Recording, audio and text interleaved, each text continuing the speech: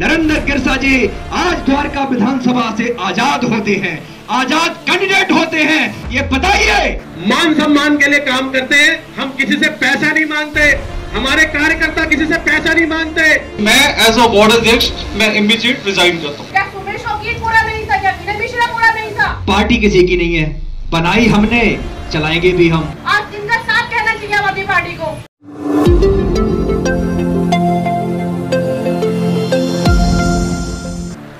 आप निगम पार्षद मंगलापुरी वार्ड से नरेंद्र गिरसा द्वारका विधानसभा से आप पार्टी से टिकट मांग रहे थे, लेकिन आम आदमी पार्टी ने टिकट देकर विनय मिश्रा को दोबारा अपना उम्मीदवार बना दिया। और इस विषय पर आप निगम पार्षद नरेंद्र गिरसा ने अपने निवास स्थान नसीरपुर में एक मीटिंग बुलाई और मीटिंग ने यह निर्णय लिया कि हम आजाद हैं तो हमें भी अपना चुनाव लड़ने का पूरा हक है। जब पार्टी आपस में गठबंधन कर सकती है तो हम क्यों नहीं किसी के साथ मिलकर चुनाव लड़ सकते। 6 साल हो गए, 2019 में आखिरी बार आपने अपने आवास पे हमें बुलाया था और आप कार्यकर्ताओं से मिलते थे। हर 4 महीने 6 महीने बाद बुलाते थे, कार्यकर्ताओं से मिलते थे। हम जमीन पे आपके सामने बैठते थे, इधर विधायक पार्षद बैठा करते थे, हम आपके आवास पे बैठा करते थे। आप 1 to 1 हमें मिलते थे, हमारी बातें सुनते थे, मगर उन्हीं कान फूकने वाले जो आपके इर्द गिर्द रहने वाले आपके लोग हैं, उन्होंने कहा आप अब कार्यकर्ताओं से आसानी से मत मिलिए, आप राष्ट्रीय नेता हो गए हैं।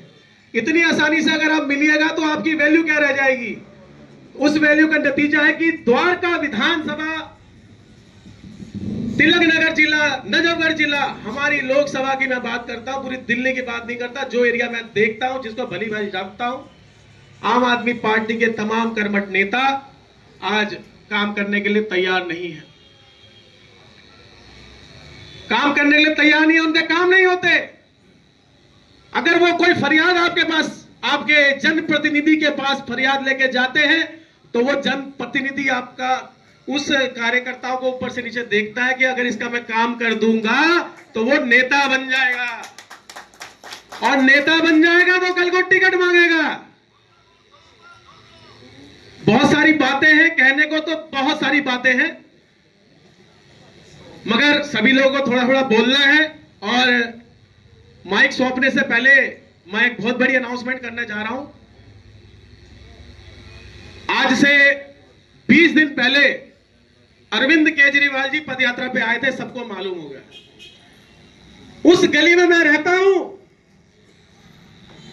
हमारे जनप्रतिनिधि साहब ने एक बार भी नहीं बोला अमित जी आप वहां रहते हो, आप वहां पे संभाल लेना मोर्चा, क्योंकि जब मनीष सिसोदिया उससे 15 दिन पहले आए थे तब मैं पूरी गली में सबको मिलवाया, और उसी गली में जब अरविंद केजरीवाल जी आए तो मुझे कोई इंफॉर्मेशन नहीं। मेरे घर के सामने से केजरीवाल जी की पदयात्रा निकल रही, रैली निकल रही है, मुझे कोई इंफॉर्मेशन नहीं। हम भी पार्टी के लिए इतना काम करते हैं, मान सम्मान के लिए काम करते हैं, हम किसी से पैसा नहीं मांगते, हमारे कार्यकर्ता किसी से पैसा नहीं मांगते। देता हूँ, और जितने भी मंडल अध्यक्ष हैं, बूथ अध्यक्ष हैं, उन सबका अपना डिसीजन है, मैं उनको कोई हावी नहीं होने दूंगा, उन लोगों का अपना पर्सनल डिसीजन है, लेकिन मैं एज अ वार्ड अध्यक्ष मैं इमीडिएट रिजाइन करता हूँ। तो सुने, देखिए वक्त बहुत कम है, हमने बड़ी मेहनत मशक्कत से अपने खून पसीने से इस पार्टी को सींचा है, और सबने सींचा है। जितने यहाँ असीम लोग बैठे हुए, जो भी लोग हैं, सबने, ये सब विधायक हैं। मैं कहती हूँ सबसे ज्यादा जो नेता जिनकी कदर करनी चाहिए, और अरविंद जी की इसमें कोई गलती नहीं है। आपको याद होगा अरविंद जी ने क्या किया था, एक मोमेंटो वाला सिस्टम शुरू किया था कि कार्यकर्ता का जो जन्मदिन हम मनाएंगे, याद है आप लोगों को? किया था ना उन्होंने, किया था। अरे भाई, इन क्या बोलूं मैं, इन लालची खोरों ने वो भी बंद कर दिया। एक दिल को तसल्ली मिलती थी। अरविंद जी की इसमें कोई गलती नहीं है। अरविंद जी के लिए देखिए समय बहुत कम है, हमें लड़ना है। आम आदमी पार्टी के लिए हम बिल्कुल तत्पर हैं, बिल्कुल बिल्कुल समर्थक है सब लोग, लेकिन मैं यही कहना चाहूंगी कि एक बार उनको इस मंच के माध्यम से अच्छी तरह गौर करना चाहिए, एक बार फिर सर्वे कराना चाहिए। मैं एक उस वर्ग की बात नहीं करूंगी कि जिसको सिर्फ आज अपनी चीजें दिख रही है कि हाँ फ्री में ये मिल रहा है, फ्री में वो मिल रहा है, लेकिन हमें थोड़ा सा लंबा सोचना पड़ता है। आज एक हर इंसान को पता है कि आम आदमी पार्टी सिर्फ और सिर्फ कैसे टिकटें बेच के पैसे कमा रही है। क्या अगर हम ये कहते हैं कि केजरीवाल जी की कोई गलती नहीं है, मतलब हम ये कहना चाह रहे हैं कि स्कूल में प्रिंसिपल है, टीचर्स कुछ कर रहे हैं, प्रिंसिपल को कुछ पता ही नहीं कि स्कूल में हो क्या रहा है। सब कुछ पता होता है, ऊपर तक सारी चीजें पता है। आज 70 टिकटें अगर दे दी है, क्या नहीं पता? उससे हमें बोला कि शीला दीक्षित बुरी है जी, प्रणब मुखर्जी बुरे हैं। क्या वो बुरे थे? क्या सुमेर शौकीन बुरा नहीं था? क्या विनय मिश्रा बुरा नहीं था? सिर्फ क्या वो बुरी थी? नहीं। लेकिन कांग्रेस अगर इतनी अच्छी तो वो तो सीधा सा यही है कि पैसे से सत्ता और सत्ते से पैसा। ऐसा तो कुछ बदलाव कभी होगा ही नहीं। पिछले 5 साल से 10 सालों से हम देख तो रहे हैं दोनों की हालत। आज हम सड़क पर निकल नहीं सकते हैं, इतनी बुरी हालत, सड़कें, इतनी गंदी गलियां, सीवर की प्रॉब्लम, पानी की प्रॉब्लम। कौन तरस यहाँ पे आप सर्वे करा लो। क्या सर्वे का ढोंग लगा रखा है? हर बार सर्वे। इंसान को मतलब आम आदमी पार्टी कैसा करके छोड़ती है? मुझे समझ नहीं आता कि जहाँ भी केजरीवाल है, सुरेश बाबू के ऐसा तक छोड़ते कि इंसान को आज दिन का साफ कहना चाहिए आम आदमी पार्टी को। इस तरह से इतनी गंदगी मचा रखी है देश के अंदर, दिल्ली के अंदर आम आदमी पार्टी ने। मतलब हम इसलिए बैठे हैं यहाँ पे, इसलिए इसका गठन किया था यहाँ पर इस पार्टी का कि हाँ तुम आओ और हमें ही खाओ और हमें ही मार के चले जाओ। ये ऐसे टिकटें बेचती है, ऐसे सिर्फ पैसा कमाती है, ऐसे कुछ नहीं होने वाला। मैं तो यही कहूंगी कि लोगों को जागना चाहिए, अपना भविष्य हमें खुद चुनना होगा, खुद देखना होगा। इससे कुछ नहीं होने वाला, कुछ नहीं हो सकता यहाँ पे इस पार्टी में। मतलब बहुत बुरी हालत है। अगर तुम एक इंसान का व्यवहार नहीं देख रहे हो, किसी की अच्छाई नहीं देख रहे हो, सिर्फ तुम्हें पैसे से मतलब है। मतलब तुम्हारा पेट इतना बड़ा हो कि वो पैसे से भरता ही नहीं है, भर ही नहीं रहा। अरविंद केजरीवाल को नहीं पता कि तुम कैसे, तुम्हारे पास पैसे आ रहे हैं। कौन कहता है कि सिर्फ नीचे वालों के पास पैसे जाते हैं, शीर्ष तक पैसे जाते हैं। जब पैसे जाते हैं तो सबको सब कुछ पता था कि वो उनको लिस्ट नजर नहीं आती कि कौन सा तुम कांग्रेस को तुम मतलब आज हो क्या रहे। छप्पा बदल गया है पूरी कांग्रेस है इस टाइम आम आदमी पार्टी के अंदर। आप कोई भी सीट उठाकर देख लो, सिर्फ कांग्रेस कांग्रेस कांग्रेस। आम आदमी पार्टी बदल गई तो मतलब क्या सब अच्छा हो गया? कोई पार्टी कभी बुरी नहीं होती है, बुरा होता है कोई इंसान। इंसानों से बनती है वो पार्टी ज्यादा। मुझे कुछ नहीं कहना, नरेंद्र भैया जो कहेंगे हम उनके साथ पहले भी थे और आज भी हैं। मैंने भी आज पहली दफे मंच पकड़ा है और जब भाई साहब का मैंने नाम सुना कि नाम कट चुका तो मुझे भी बड़ी फील हुई।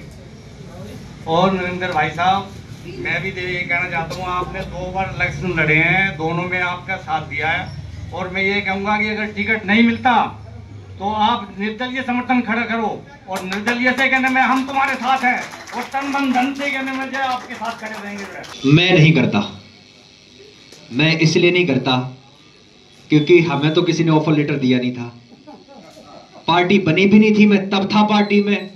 और पार्टी किसी की नहीं है, बनाई हमने, चलाएंगे भी हम। आज नहीं है तो कल, लेकिन रहेगी हमारी। मैं ये कह रहा हूं, बात बहुत सारी हैं, जैसे कि अभी बताया था मनोज भाई ने।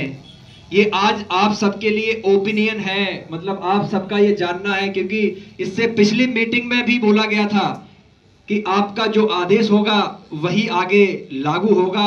आप ये सब कहते हैं कि देखिए पूरे 70 विधानसभाओं में कैंडिडेट आम आदमी पार्टी उतार चुकी है, द्वारका में भी उतर गया है। तो अब आप कहते हैं कि नरेंद्र गिरसा जी को चुनाव लड़ना चाहिए या नहीं लड़ना चाहिए, पहला प्रश्न। दूसरा प्रश्न आपका ये द्वारका विधानसभा के परिप्रेक्ष्य को लेकर है। आप आम आदमी पार्टी में थे, आम आदमी पार्टी में काम कर रहे थे, उसको लेकर है। कईयों को थोड़ा सा मोह रहता है, उस मोह को थोड़ा सा ठेस लगी है, हम सबको ठेस लगी है, हम जब जानते हैं इस बात को। लेकिन राजनीति में कार्यकर्ताओं को ठेस लगती है, नेताओं को नहीं। तो इस बात को आपको समझना पड़ेगा। अगर नेताओं को ठेस नहीं लगती है, वो बिना दिल के हैं, तो हमें भी अपना दिल दूर करना चाहिए, हमें भी अपना दिल को थोड़ा साइड करना चाहिए, हमें भी अपने दिमाग से सोचना चाहिए। जिस तरीके से वो बंद कमरों में बैठ के अपने दिल की सुनते हैं, जमीन की नहीं सुनते, कार्यकर्ताओं के दिल की नहीं सुनते, उस तरीके से आपको भी अपने दिल बदल देने चाहिए। आपको वो भूल जाना चाहिए कि हमारा वो था, बड़ा अच्छा था, कैसा नहीं था, वो थोड़ा सा आपको अब अपने दिमाग से सोचने की जरूरत है, क्योंकि आप यहाँ पर किसी मंदिर, मस्जिद या गुरुद्वारे के लिए नहीं है, आप राजनीति के लिए हैं, आप समाज का प्रतिनिधित्व करने वाले लोग हैं। तो आप अगर अपने दिमाग से नहीं चलोगे तो आपको कोई भी टक्कर मारेगा, कोई भी ठोकर मारेगा, इसलिए अपने दिमाग से चलना सीख लो।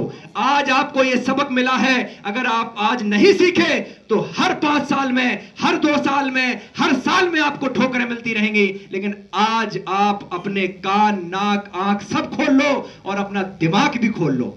इसलिए आज आप यहां पर बैठे हैं और वो खोल के बताइए कि नरेंद्र गिरसा जी आज द्वारका विधानसभा से आजाद होते हैं, आजाद कैंडिडेट होते हैं। ये बताइए कि आम आदमी पार्टी अगर वो अपने मन की कर सकती है तो कार्यकर्ता अपने मन की, अपने दिल की क्यों नहीं कर सकता?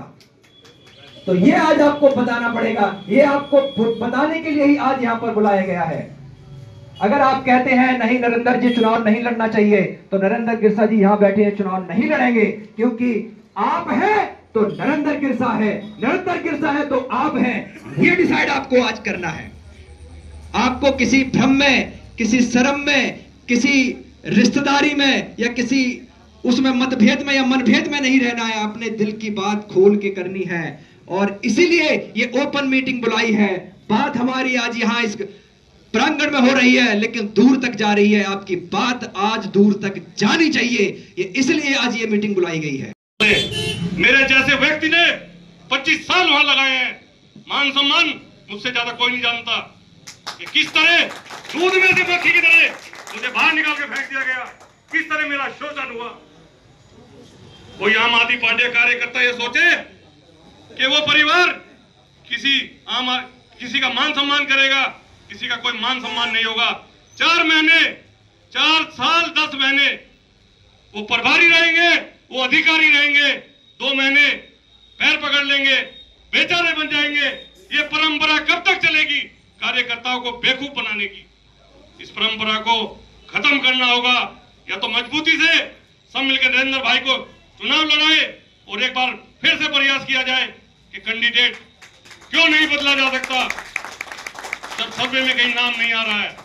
उसके बाद भी फिर से मैं दोहरा रहा हूं, यदि इस प्रकार की कोई प्रतिक्रिया नहीं होती है तो आपके बीच में एक भाई और किसी और पार्टी से चुनाव लड़ रहे हैं, तो सब भाई मिलकर गठबंधन करें और उस भाई को जिता के लाएं। जय हिंद, जय भारत।